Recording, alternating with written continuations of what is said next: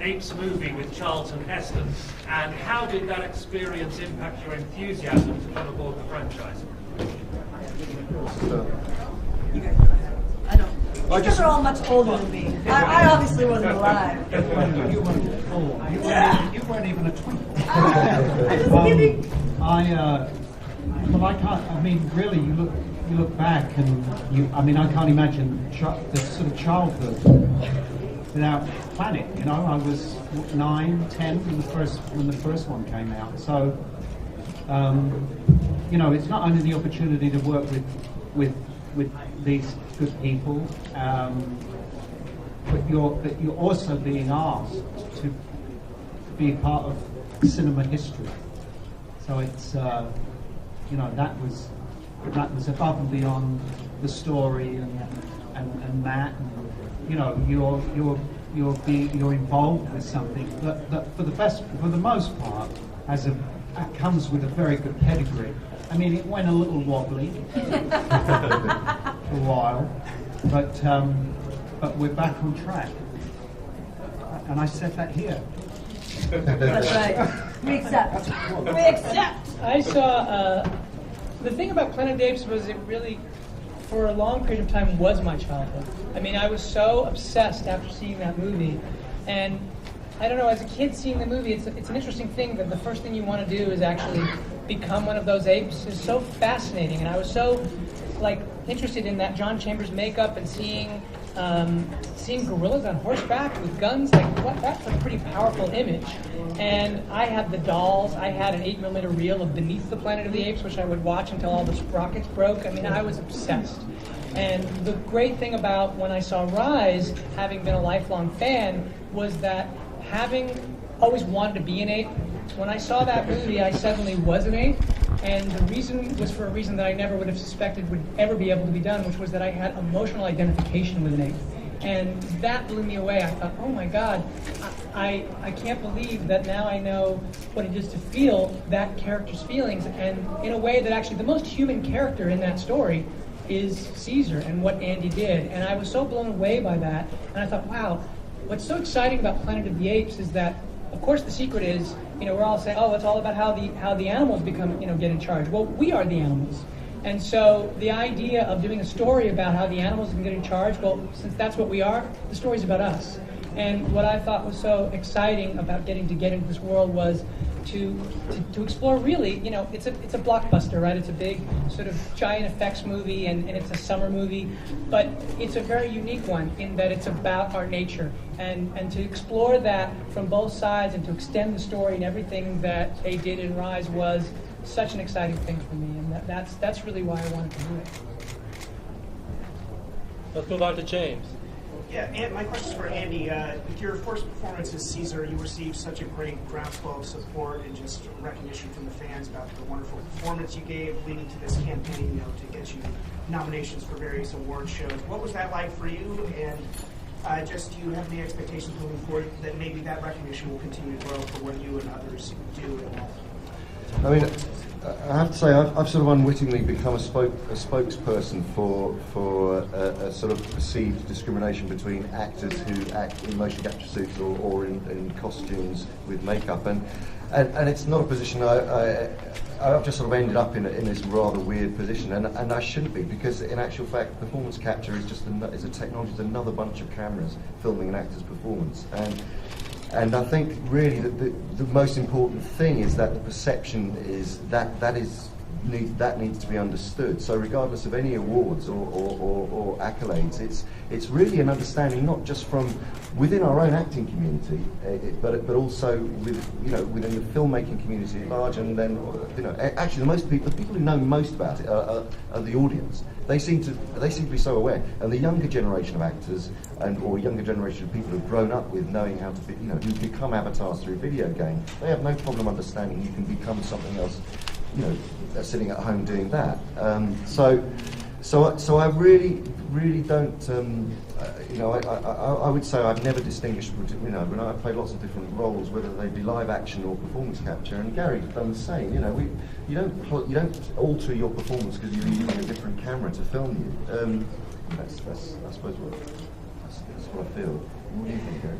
No, but you put it, You put it very well. I mean, the question is the question that's often asked is, what's it like working with Andy Serkis as the ape? You're better to answer that because you have all the big scenes with them. But I come to work and I get into a costume, and Andy comes to work and gets into a costume, and so it's, at least you can see his face, you can see the eyes, and you see the emotion. I would actually rather that than if you were wearing a mask, then the question might be, well, what's it like working with someone who's behind a mask? But you're not. You're like, I mean, but you did you're the... No, it's Andy. It's that's what the great thing is. It's not anything other than a really talented actor. Just seeing Andy's eyes and hearing his voice and hearing him talk about his family, and that's the exact same as any other scene.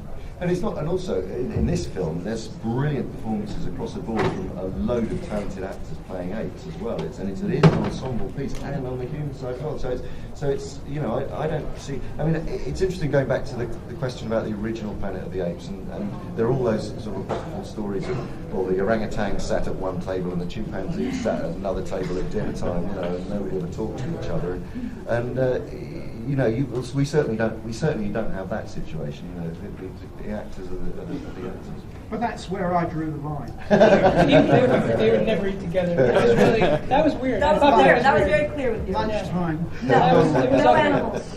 The thing about it was, for me, I'd never done motion capture, and my main interest really in being a director, I mean, I love telling stories, but the thing that's the most important to me is that world with the actors, and getting to work with these people was such an incredible experience, and I thank you for that. But the thing about it that I was worried about was, because I didn't know, other than seeing Andy's work as it had been translated already, I knew that those performances were captivating, and I knew that I had been deeply affected by Caesar, but I was like, I guess even I didn't quite understand it, and so I said, it's amazing what they're doing, but I need to understand it more. So at the beginning, actually, what I did was I said, I want to see every shot that Andy did as Andy, and then I want you to show me Caesar. And what blew me away about it was that Andy was better than Caesar. And I was so emotionally affected by what he did, and I was saying to Weta, wow, it's amazing that you're able to translate as much as what he did, and I would love in this film if we could translate even more, because he's just, at the end of the day, it was such a relief. I thought, so the way it works is you work with a brilliant actor, and that's the secret of mocap, which it really shouldn't be a secret. It's just you're capturing motion. The genius of what Weta does is faithfully turning that into something. Now, what's crazy is that Caesar's anatomy is not Andy's anatomy. So how are they doing that? And it's all about, now I found out after spending all of this time with them, what details they're trying to take from Andy's face and how his mouth is a different shape. It's very weird. Sometimes I go, well, Andy didn't do that. You go, well, Andy's not an ape. So it's a very interesting process, but at the end of the day, the heart of the story and the heart of everything we're doing all comes down to these guys. And it all comes down to performances that have the kind of emotional authenticity that you can get working with great actors, and that's what Andy is, that's what Keri is, that's what Keri is. So, to me, as a director, there's no greater pleasure than being able to just basically sit back and watch them. Vivian, next question. I have a question for Andy. Do you realize that your acting is also changed in other countries when they dub your voice? Have you seen it? Have I seen it dubbed? Have I seen? Yeah. I mean, fortunately, it wasn't a problem with Caesar in the first movie, apart from saying That's right. home. But yes, no. I actually met when I was doing Lord of the Rings, I actually met the guy from Japan who played Gollum and Smeagol, and we both did it for each other, and it was amazing. Actually. I mean, without sounding like I'm racially stereotyping, his Gollum and Smeagol was like, it was fantastic, and I was like, God, that's incredible, of course. Yeah. But the thing is, we've all had our performances dubbed into other languages. That's what happened. Melissa, let's do next question. My question is for Matt Reeves. I wanted to talk to you about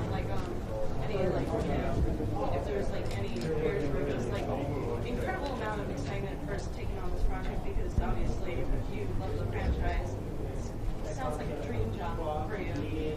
You know, it was the thing is, it was a dream, and it was terrifying, because what essentially happened on the project was that I had a great affinity for Rise. I thought it was really moving, and I was like, when they approached me about it, I thought, why has done such a beautiful job with this film? And it turned out that for a number of reasons, that he didn't want to do what they wanted to do. He also didn't think the schedule was enough and all this stuff, which now, having done it, I can tell you he's right, the schedule was not enough.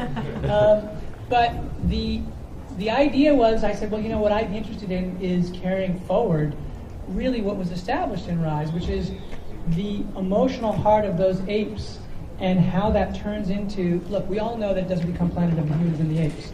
So it seemed to me that this was a moment where you could actually explore that question, the coexistence between these two populations that were struggling for survival. And the thing that was really important to me was that we carry forward the apes in an emotional way that you could relate to, and that we take the humans and even in a way that was really different from Rise, take those humans and depict them in a way where they weren't villains either. There are no villains in our story. It's all about survival and trying to find the way to sort of master our nature and the impulses within us. And so I went in, I sort of pitched that, and they were like, okay. And I was like, oh, okay, so what's the catch? And they said, the catch is you need to start shooting very soon. So that was the crazy thing about it, was just that I had to jump in and seize the opportunity. But they were giving me the opportunity to make the movie that I thought would be so exciting to be a part of, and to get to dive into this world was something I couldn't resist. So there were a million things I'd never done before. The idea of doing motion capture and the idea of doing effects on this level, and yet the big sort of relief of it all was that at its center it was exactly the same as making any movie, except after you've done that, then you have to do a number of really strange things, like shoot the scene again, which Keri can tell you without the actors, or Gary can tell you, like suddenly it's like, hey, we just did something great. Yeah, now you guys got to go back in there and do it again, and this time they won't be there. And all of those things were added complexities that were challenging, but that was part of the thrill of it. It was really like just jumping out of an airplane and saying, I'm doing this, I'm just going to do this. And I got to tell you, I would never jump out of an airplane, but I was happy to jump into this. Ron, next question. Yes, you said it would lead up to that big final thing. So I read that you have agreed to work on Belt for the next one. I mean, how would you expand it further and build upon Dawn of the Planet of the Apes? Well, I mean, the thing about it is that I think that there's a particular luxury with getting involved with the story, which is we already know the ending. So the story immediately isn't about the what happens. It's about the how it happens. And I had a screenwriting instructor who I loved many years ago who talked to me about stories, and he said, there are the kind of the stories that are about the what, and then there are the stories that are about the why. If you already know what happened, then it becomes about the why, and the why is about psychology and about character, and that is what I find interesting. So to me, the idea was, and it was actually the thing why I was saying, when I got involved, they had actually jumped farther down the line, closer to Planet of the Apes than I ever wanted to. And I thought I was not going to do this movie. I thought, oh, that's what you guys want to do, because I think you should start earlier, because there's a long and interesting path that's all about the lives of these people and how they're affected in this situation. And the idea would be that the next phase of this story would be how those lives continue in this struggle. It's an ongoing struggle, the way that our lives are every day. Thank you. Okay, Jeffrey, next Sadly, question. we all know the ending as well. Gary, the colony you leave in this movie, is this like the last mystique of the human civilization? Is sort of humanity at the top of the food chain as these damn dirty apes are taking over with their paws and stuff? Well, initially we don't know that there are apes there, because this community has survived the flu, the epidemic, which is sort of wiped out a huge part of the world. We believe that the military have done their job, and basically that they've wiped out the apes. So we are this. The thing is, we have food, we have water, but the currency in the movie, I guess, for want of a better word, is electricity. That's the currency, and we need that to communicate to the outside world to actually find out if there is anyone out there, or how many are out there, who is out there. So we believe, for all intents and purposes, we could be the only. I'm sorry, I'm incredibly distracted by the cab ride. So we could be the only survivors, and then of course we discover, cut to a community of apes who believe we're all doing their thing with their family and think we've all been wiped out, and and then of course we discover each other. They got a problem. And then and the drama is, that's can the apes and can the humans coexist? And for me, the idea was that it's really a story of two families. There's a human family and there's an ape family, and that's what the colony is. That's the human family. And the difference is that the apes, they're on the ascendancy. They're still, the idea is we start in this ape world and we're following their development. It's like, oh my God, in ways it almost sort of mirrors our own sort of tribal development that you see as language is coming into being and all of this stuff. And you're seeing all of the bonds that have been formed and the next generation that's coming and the civilization they're building, they're really on the way up. But the humans, the colony, they have just had the most massive sort of tragedy happen to them. And they are a family that's trying to heal itself. And so these two families have to find some way to survive, and the stakes are all about the things that they care about. And also, there's the question for the humans deeply about what it is that they've lost. The idea in this story for the humans is what it took even to still be here, and what was lost along the way, and what's worth fighting for at this point. And all of those questions, I think, are very emotional questions. It's one of the reasons why I was so excited to have these guys in that story, because of the emotional sort of depth of that was really important to me, so that this would not feel like we had sort of like straw man humans that you sometimes see in these movies where it's like going, oh, let's see the apes destroy the humans. I can't wait. That's not what the story is about. And so that's really the struggle, is the struggle about what are these two families going to do to avoid killing each other. Okay, we're essentially out of time, but one last question here. No pressure. How did filming in such a culturally rich place like New Orleans impact the production? I think we all had an amazing time shooting at the start. I love New Orleans, and we all had a great time. It's an extraordinary city to film in, and it's so above and beyond the difficulties of shooting in 100% humidity. Which nobody wants to stand next to you in a mocap suit. I love the smell of stale beer and vomit. Yeah, Bourbon Street particularly. Yeah. That combined with us in our mocap suits. That's right. We're wearing flannel suits and like 100 You degree, didn't want to be anywhere near us. Yeah. But it interesting was, smell. Yeah. But my God, what a great city! I'd go back there in a heartbeat. I mean, the music scene was phenomenal. It was a jazz fanatic. Bike rides. Brilliant. I mean, Food was amazing. Yeah. Stunning. Nice people. Yeah. Gorgeous people. Go back in a heartbeat. Gary, Keri, Andy, Matt, thank you very much. Thank you. Thank you.